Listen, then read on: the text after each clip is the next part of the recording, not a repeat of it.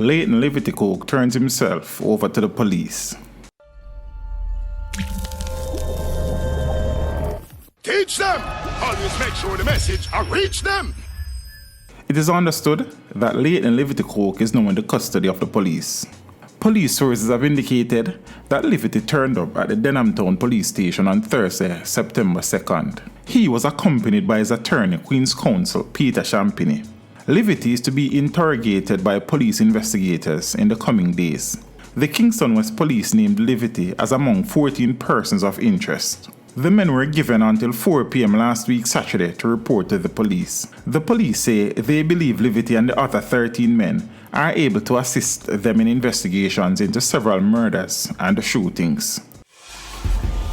Teach them! Hey, yo, yellow! Send the message and make it reach them. It's teach them. Right here, Warlord representing. Thank you for watching. Like the video before you go. Please subscribe if you haven't done so. And remember to share the video with your friends and family. And browse the channel for more quality content. Until next time, walk good, my friends. Teach them!